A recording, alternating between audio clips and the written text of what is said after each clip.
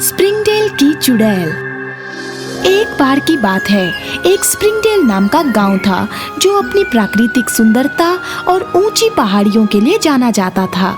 Springdale गांव में एक बूढ़ी औरत रहती थी जो बहुत समझदार थी। उसके मुकाबले वहां रहने वाले बाकी लोग काफी पिछड़े और नासमझ थे। वो लोग बहुत ही अंधविश्वासी भी थे। बूढ़ी औरत आसमान में चलने वाली हवाओं से ही मौसम की भविष्यवाणी कर लेती थी। हवा की रफ्तार देखकर ही बता देती थी कि बारिश होगी, ओले पड़ेंगे या बस सामान्य मौसम ही रहेगा। इसके अलावा उसे बहुत सी और चीजों की भी समझ थी, पर अज्ञान लोगों को ये बातें कहाँ समझ आने वाली थी। इसलिए उन लोगों को लगा कि वो एक चुड़ैल है, पर सच तो ये है कि उसे कोई जादू नहीं आता था। वो लोग उसके साथ बहुत बुरा बर्ताव करते थे। उन लोगों ने उसे बहुत परेशान किया, जिससे तंग आकर बूढ़ी औरत ने फैसला किया वो गांव छोड़कर पास के जंगल में जाकर रहेगी। इस गांव में कई चरवाह रहते थे जो अपनी भेड़ों को चराने के लिए पास की पहाड़ियों में जाया करते थे। उन्हीं में से एक लड़का था जिसका नाम था विक्टर। विक्टर अपनी विधवा माँ के साथ रहता था। वो पहाड़ियों से अलग अलग तरह के फूल और फलों को इकट्ठा करके उन्हें बाजार में बेचता और इस तरह वो अपनी माँ की घर खर्च कमाने में मदद करता था। एक दिन विक्टर ने अपनी माँ से कहा, माँ, मैं भेड़ों को लेकर पहाड़ियों पर चराने जा रहा हूँ। आप ध्यान रखना माँ। तुम भी अपना ध्यान रखना विक्टर, याद रहे अंधेरा होने से पहले लौट आना। विक्टर ने हाँ कहा और उसके बाद वो भेड़ों को चराने पहाड़ी के लिए निकल गया। शाम को जब घर लौटने का समय हुआ तो उसने देखा कि भेड़ों के झुंड में से एक बच्चा गायब है, जिसे देखकर वो परेशान हो गया। अब मैं क्या करूँगा? वो बेचारा बच्चा कहाँ चला गया? मुझे उसे अंधेरा होने से पहले ढूंढना होगा। वो भेड़ के बच्चे को ढूंढने के लिए चारों तरफ भागा, इस उम्मीद में कि शायद उसे वो मिल जाए, पर नहीं मिला। मायूस होकर वो अपनी भेड़ों को लेकर वापस लौट आया। घर आकर उसने शांति से सोचा, मैं हार नहीं मान सकता। किसी भी तरह मैं भेड़ को ढूंढ निकालूंगा। मुझे लगता है मुझे अपने दोस्तों से मदद लेनी चाहिए। वो जल्द ही पास के चौराहे पर गया जहां अक्सर वो अपने 5 दोस्तों से मिलता था। उसने देखा उसके दोस्त वहां पहले से ही हंसी मजाक कर रहे हैं। विक्टर ने पहुंचकर अपने दोस्तों को बुलाया। हे दोस्तों! उसके दोस्तों ने मुड़कर उसे बड़ी हैरानी से देखा। विक्टर के एक दोस्त ने उसके उड़े हुए चेहरे को देखकर उससे पूछा, क्या हुआ? तुम इतने परेशान क्यों दिख रहे हो? मेरा एक भेड़ का बच्चा खो गया है। वो पहाड़ी पर कहीं खोया है और मैं उसे ढूंढ नहीं पा रहा हूँ। मुझे उसे किसी भी तरह रात होने से पहले ढूंढना होगा। क्या तुम सब मेरी उसे ढूंढने में मदद करोगे? उसके दोस्त उसकी मदद करने के लिए तैयार हो गए और जल्दी ही वो सब लोग पहाड़ के लिए निकल गए। जैसे ही वो लोग पहुँचे, वो सब लोग अलग अलग दिशा में भेड़ को ढूंढने लगे। तभी उनमें से एक लड़के को वो दिखी। वो थोड़ी दूर पहाड़ पर चढ़कर बड़ी खुशी से जंगली फूल खा रही थी। सुनो, मुझे वो मिल गई। वो यहाँ है। सब जल्दी आओ। सुनते ही खुशी से विक्टर और उसके दोस्त भागकर वहाँ पहुँचे। भेड़ को बुलाने के लिए वो सब लोग चिल्लाने और तालियां बजाने लगे, पर भेड़ अपने में ही मस्त थी। थोड़ी देर बाद सब हार मान गए। अब क्या करें? अगर हम भेड़ को रात होने से पहले नहीं ले गए तो ये किसी जंगली जानवर का शिकार बन जाएगी या फिर ठंड से ही मर जाएगी। प्लीज तुम लोग इसे बचाने का कोई तरीका ढूंढो, क्योंकि मुझे तो सच में कुछ समझ नहीं आ रहा है। उसके दोस्तों ने उसकी तरफ दुखी होकर देखा। सॉरी विक्टर, हमने अपनी पूरी कोशिश कर ली है। अब हमें उस भेड़ को उसके हालात पर छोड़ देना चाहिए। तुम एक काम करो विक्टर, तुम उस बूढ़ी औरत के पास जाओ जो चुड़ैल है और उससे मदद मांगो। क्या पता वो तुम्हारी कुछ मदद कर दे। ये सुनकर विक्टर खुश हो गया। फिर हम सब यहाँ इंतजार किस बात का कर रहे हैं? चलो चलते हैं। अरे ये क्या? उन सब लोगों ने डर के मारे जाने से मना कर दिया। क्यों? क्या हुआ? अरे अभी अभी तुम लोगों ने ही मुझसे कहा कि मैं उसके पास जाकर मदद मांगूं। बात यह है विक्टर, तुम्हारी भेड़ तुम जाओ, मैं नहीं आऊंगा। मुझे लगता है शायद मेरी मम्मी भी बुला रही है। अगर उसने मुझे पत्थर बना दिया तो क्या होगा? फिर तो जंगली घोड़े भी मुझे नहीं खींच पाएंगे।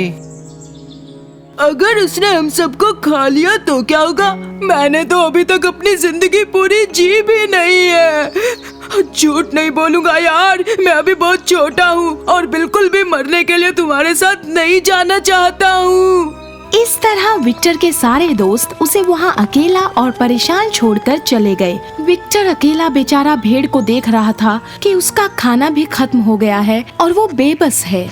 मैं तुम्हें किसी न किसी तरह बचा ही लूंगा, यहीं रहना जब तक मैं आता नहीं। उसके बाद विक्टर वहाँ से भागकर पास के जंगल में गया। वो जितनी तेजी से भाग सकता था उतनी तेजी से भागा और उसने बूढ़ी चुड़ैल का दरवाजा खटखटाया, पर जब किसी ने नहीं खोला तो वो धक्के से दरवाजे को खोलकर अंदर चला गया। जैसे ही वो अंदर गया उसने देखा बूढ़ी औरत फटे हुए कालीन पर गहरी नींद में सो रही है। चुड़ैल माँ, प्लीज उठो ना। बूढ़ी औरत ने गुस्से में अपनी आंखें खोली। उसे चुड़ैल कहलाए जाने पर बहुत गुस्सा आया, पर जब उसने देखा कि विक्टर कितना दुखी है, उसका गुस्सा शांत हो गया। बोलो क्या बात है बेटा? मुझे अपने भेड़ को बचाने के लिए आपकी मदद चाहिए, जो इस वक्त ऊपर की पहाड़ी पे फंसी हुई है। मैंने उसे बचाने की बहुत कोशिश की पर मैं नाकाम रहा। अंधेरा होने से पहले उसे वहाँ से उतारना होगा, नहीं तो वो मर जाएगी, क्योंकि रात में वहाँ बहुत सारे जंगली जानवर घूमते हैं, वो उसे खा जाएंगे। प्लीज आपको मेरी मदद करनी ही होगी। ये बात सुनकर बूढ़ी औरत जोर जोर से हंसने लगी। तो इसका मतलब है कि आप अपने जादू से मेरी मदद करेंगी? हाँ करूंगी, पर मेरे पास किसी भी तरह की जादुई शक्तियाँ नहीं है। पता नहीं तुमसे ऐसा किसने कह दिया। हमें हमारी परेशानी का हल सोचने से मिल जाता है, बस इस दिमाग का थोड़ा इस्तेमाल करना पड़ता है। समझ में आई मेरी बात? अब चलो। पर हमें लगा कि आप चुड़ैल हैं। बूढ़ी औरत ने कुर्सी से अपनी गर्म फटी हुई शॉल उठाई और उसे अपने कंधों पर ओढ़ लिया। फिर उसने अपनी अलमारी से एक रस्सी और कपड़े के 3 टुकड़े लिए और विक्टर के साथ पहाड़ की तरफ चली गई। जब वो वहाँ पहुँचे तो बूढ़ी औरत वहाँ जाने का रास्ता ढूंढने लगी, जिस रास्ते से वो भेड़ का बच्चा चढ़कर वहाँ तक गया होगा। आखिरकार उसे वो रास्ता मिल गया। सुनो, अब तुम ऊपर जाओ और देखो ये रास्ता कहाँ तक जाता है।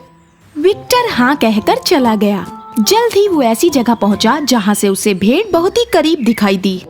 वो मुझे दिख रही है, बताइए अब मैं क्या करूं? नीचे आ जाओ, मैं तुम्हें बताती हूँ कि इसके आगे तुम्हें क्या करना है। विक्टर नीचे आ गया और बूढ़ी औरत ने उसे रस्सी और कपड़े के 3 टुकड़े दिए। तुम ऊपर जाते हुए रास्ते से वो जंगली फूल तोड़ लेना जो भेड़ के बच्चे को पसंद है। उसे जाकर ये फूल दिखाना। जैसे ही वो पास आएगी, कपड़ों के 2 टुकड़ों से उसकी टांगों को बांध देना। तीसरे टुकड़े से तुम उसकी आंखें बांधना। इस रस्सी से तुम उसे अपनी पीठ पर बिठाकर ले जा सकते हो और तुम जल्दी घर पहुंच जाओगे। जाओ, मुझे तुम पर पूरा भरोसा है। मैं समझ गया मुझे क्या करना है, मैं जल्दी ही उसे लेकर वापस आऊंगा। तो विक्टर जाते जाते रास्ते में जंगली फूल तोड़ता हुआ पहाड़ी के ऊपर पहुंचा और जैसा उसे कहा गया था उसने वही किया। और जैसा कि उस बूढ़ी औरत ने सोचा था, सब वैसे ही होता चला गया। जब विक्टर उस भेड़ के बच्चे को अपनी पीठ पर बांधे जीत की खुशी के साथ वापस आ रहा था, बूढ़ी औरत का चेहरा भी खिलखिला उठा। बहुत बढ़िया विक्टर, मुझे पता था तुम कर लोगे। तुम आज के हीरो हो। चलो, मैं वापस जाने से पहले तुम्हें घर तक सुरक्षित छोड़ाऊं।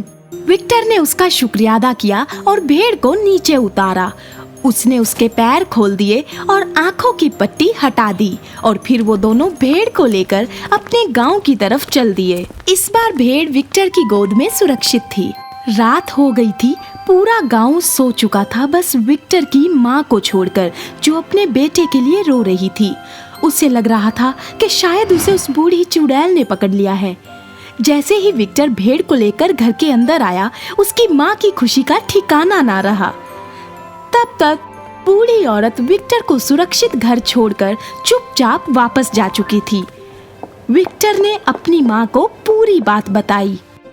माँ, वो बूढ़ी औरत सच में बहुत अच्छी, मदद करने वाली और समझदार इंसान है।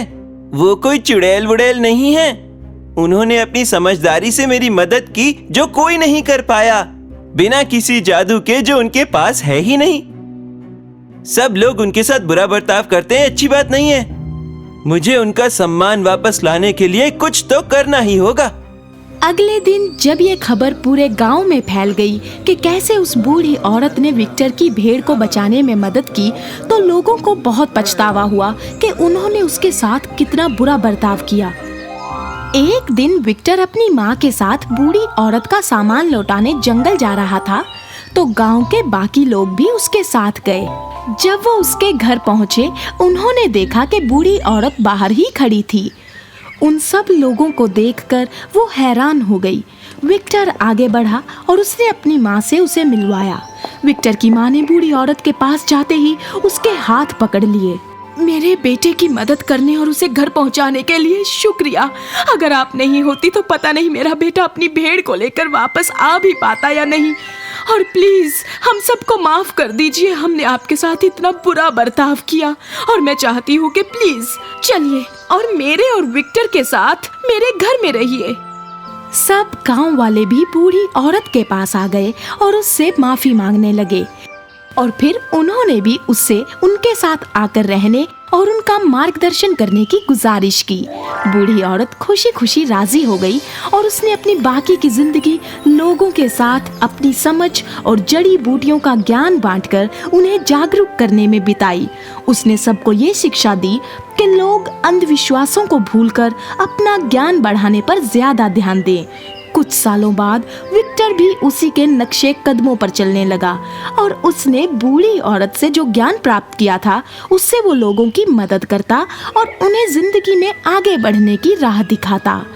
इस कहानी से यही शिक्षा मिलती है कि ज्यादा ज्ञान कोई जादू नहीं है, बल्कि ये वो समझदारी है जिससे हम किसी भी बड़ी से बड़ी समस्या को हल कर सकते हैं।